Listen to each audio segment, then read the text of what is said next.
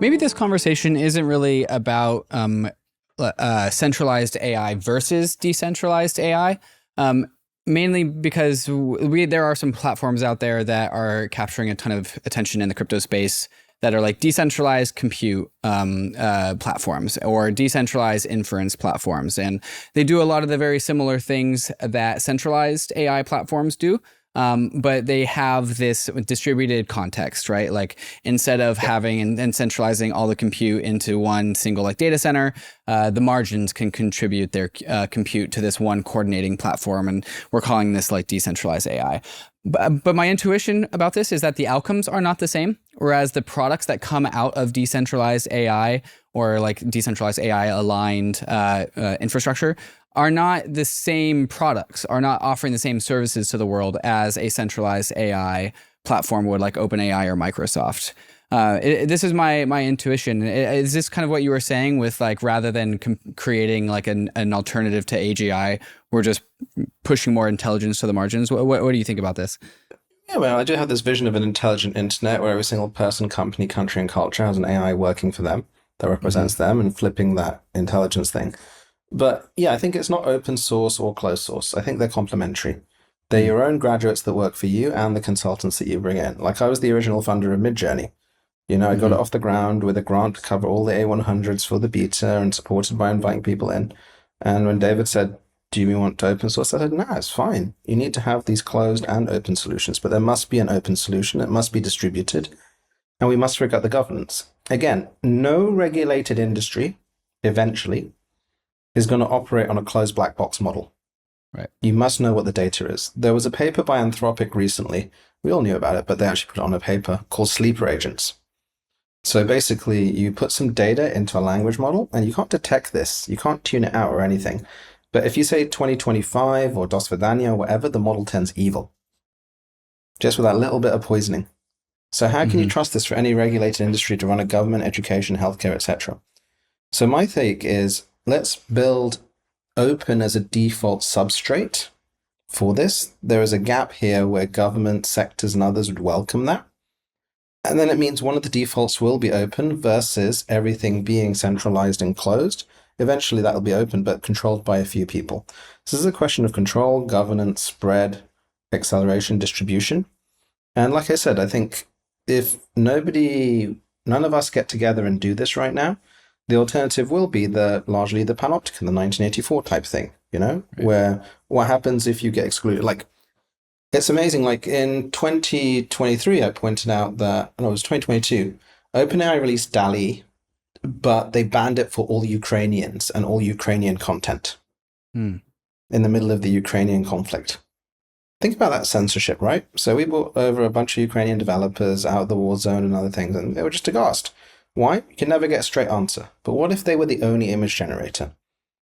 The rest of the world can do it, but not Ukrainians. Why? Because of some sanction list somewhere. That feels a bit wrong, that some people have superhuman creativity powers raising the floor and other people don't.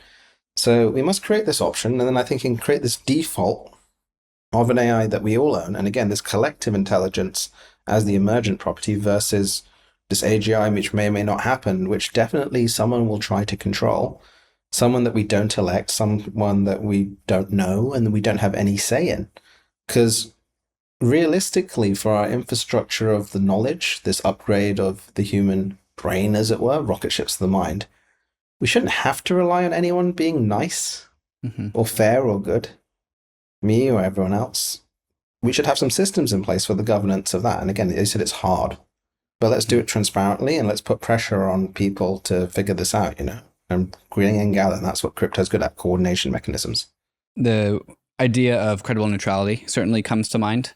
This is something that's very, very important in the crypto industry, where the protocols, the platforms that are more credibly neutral tend to garner more applications to build on them, because people appreciate when the foundations that they are building their structures on, be it a startup or another application, when that platform is considered fair and equitable, then more people will build there. And simply it was due to the fairness. And I think that's maybe what I'm hearing you aspire to in the AI space. Yeah, I think it's the fairness, it's the transparency, but also, it's about this accountability and other things there.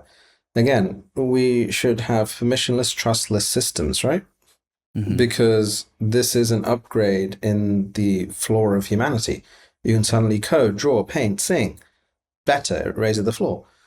What if this is not evenly spread? It means that you'll have superhuman AI augmented people and everyone else, you know? And that doesn't feel like a fair future. But also, we should rely on the system to make some of these decisions rather than individuals randomly. Like, who decided the data mix set stability? Pretty much me, Mm. you know? And I could do whatever I want to with that data. I could have poisoned it. I didn't. But, I could have. Could make it say Emad is fantastic, and then all of a sudden it gets loaded on every laptop and put in front of millions of kids. That's kind of wrong, right? So we need to have the verifiability, accountability, neutrality. And AI isn't infrastructure, but it should be. You wouldn't have private companies owning every single road, and deciding who can go on those roads, or every single kind of traffic thing and other things like that. So there was this big shift, but unfortunately, given the pace it's going, we don't have long to make that shift right now. The defaults will be established because everyone's now like, what's our generative AI strategy from a country to a company to a personal level? And if the only options are the trillion-dollar companies, you'll go with the trillion-dollar companies, right? Right. Yeah. So you said earlier that it's not versus centralized AI versus decentralized AI. It's more of having the options to have both, but also it does kind of feels like a race. Just to correct that, it's not centralized or decentralized for the everyday stuff. But if we ever do get into an AGI type scenario, then I think it very much is an either or. Right. Because the AGI suppresses its alternatives. Yes. And again, this gets into very like hand wavy territory. Right. Sure. But is the default a collective swarm intelligence that's diverse? Or is it a single million GPU AGI that then goes and takes over various institutions with its dulcet voice based on Scarlett Johansson and then decides what it wants to do, I do feel that there is a bit of that. I don't think that'll happen, but I could be wrong. So I'd rather, let's set some good defaults. Certainly. And I think it's your thought that the decentralized AI can be a check on centralized AI. Yeah, I mean, like, everyone hates to know it all, which is AGI, right? And right now, the AGI is trained on the whole of the internet, and no wonder it turns out crazy. Build better data sets, and that contributes to smarter, more balanced AGI on a centralized basis. But then a swarm intelligence, I think, will outcompete a centralized intelligence.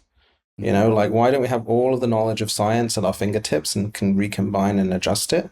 That's the human colossus. That is the swarm. We can split the atom. We can go to space. But our existing infrastructure is based on text and lossy information formats. It's black and white. We can upgrade that. We can upgrade all of our systems and then achieve much more. So we should do that. And then it's collective human intelligence that represents us, works for us, and is aligned with us, versus being aligned for profit maximization. So like YouTube used to, it optimizes for engaging clips, which are more extreme, so then optimize for ISIS. That was the algorithm. They didn't mean that. But we know that organizations are slow, dumb AI that optimize for certain things that are maybe not in line with our requests or our requirements. Education is about removing agency, not giving agency to every kid. Healthcare is about sick care, not healthcare. Governments are about pushing the people down rather than uplifting them.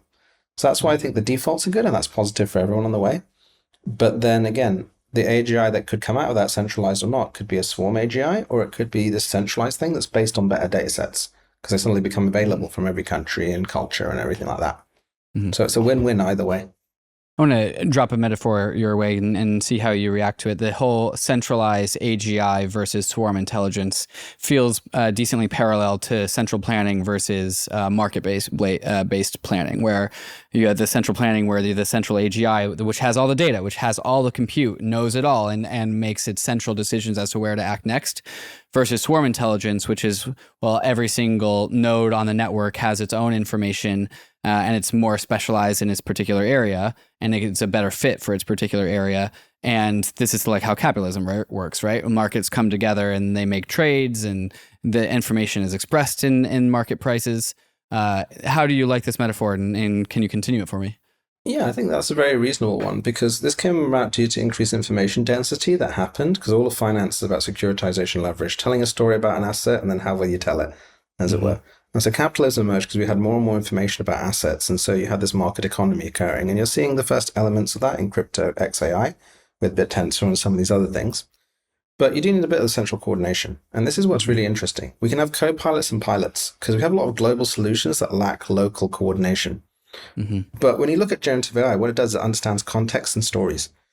Stable diffusion, 100,000 gigs of images into a gigabyte. Something like GPT-4 or our stable LM language models, 4 trillion words in a gigabyte. They can act as local coordinators. And then you have globalized pilots like AI market makers and other things that can allocate resources more intelligently.